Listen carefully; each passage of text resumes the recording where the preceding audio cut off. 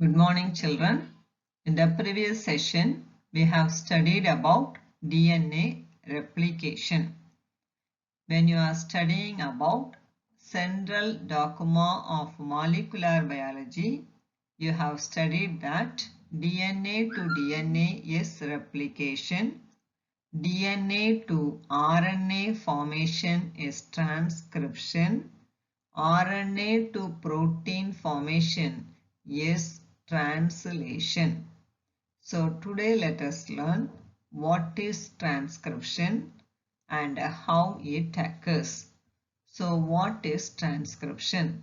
Transcription is the process of copying the genetic information from one strand of DNA into RNA. It is the process of copying the genetic information from one strand of DNA into RNA. That is called as transcription.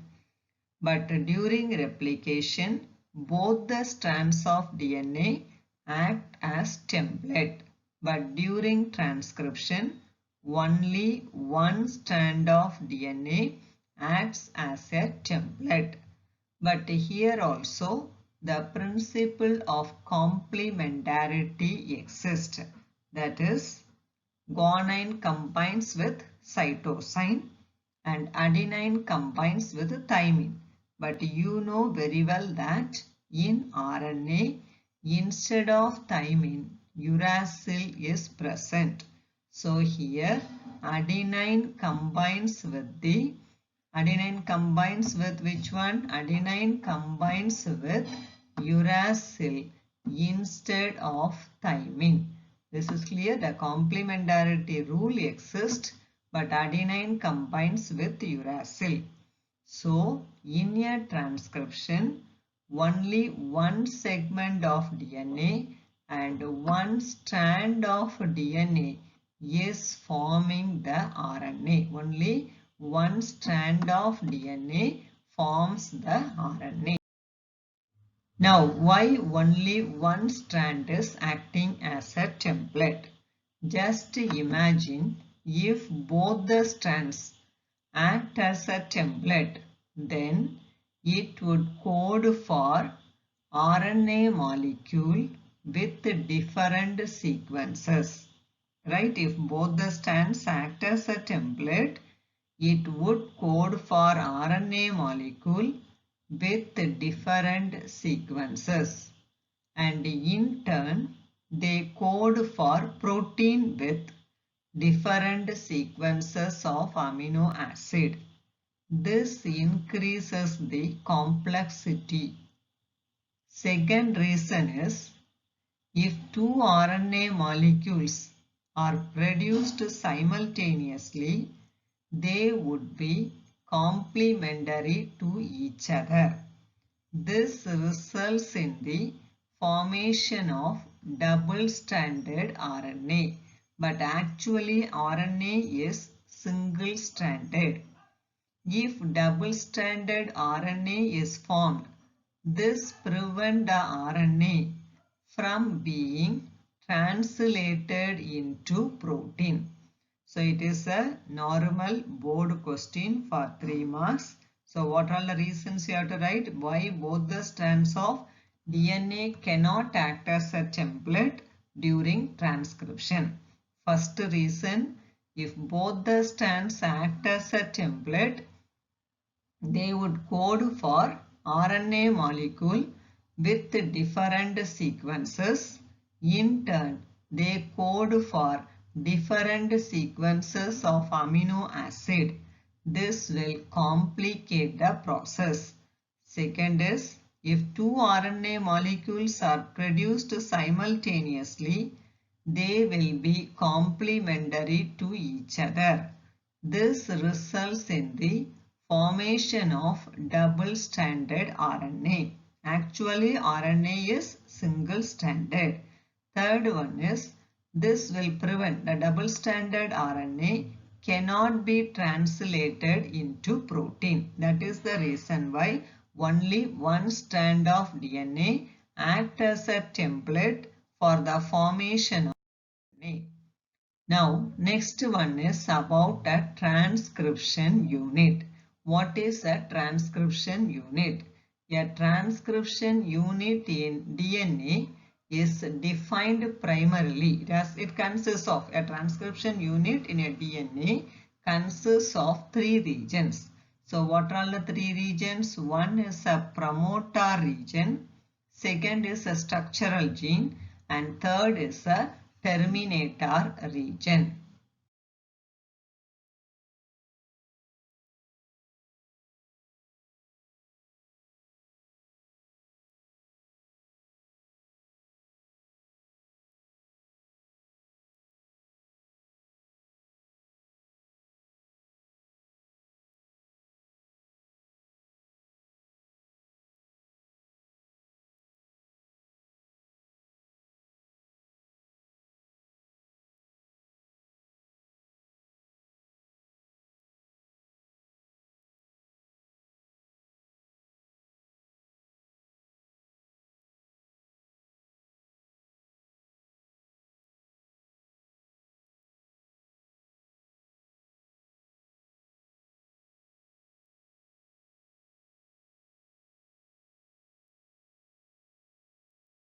So, for example, this is a transcription unit.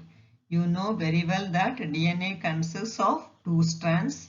One is having polarity 3' to 5'. Other one has polarity 5' to 3'. Always remember the strand with the polarity 3' to 5' is called a template strand. The strand with the polarity 5' to 3' is called a coding strand, right? And then now in between, so one side what is present? Promoter is present, other side terminator is present. Actually, the term coding strand is a misnomer because the coding strand does not code for any amino acid or anything, but the term is given coding strand. All the references are made based on the coding strand. All the references are made based on coding strand. So you may ask what references?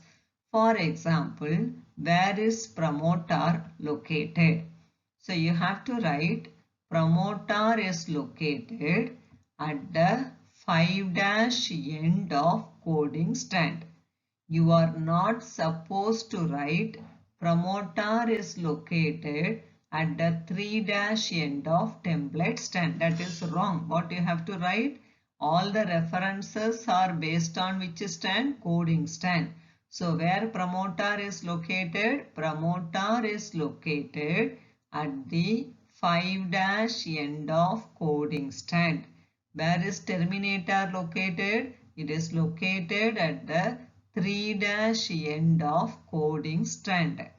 Now in between the promoter and the terminator, structural genes are present. So the promoter and terminator flank the structural gene in a transcription unit. This is clear now. The strand with the polarity 3 to 5 is template.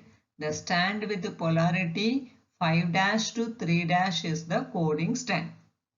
So during transcription, this polarity, the strand with the polarity 3 to 5' act as a template strand. 5' to 3' strand is called a coding strand.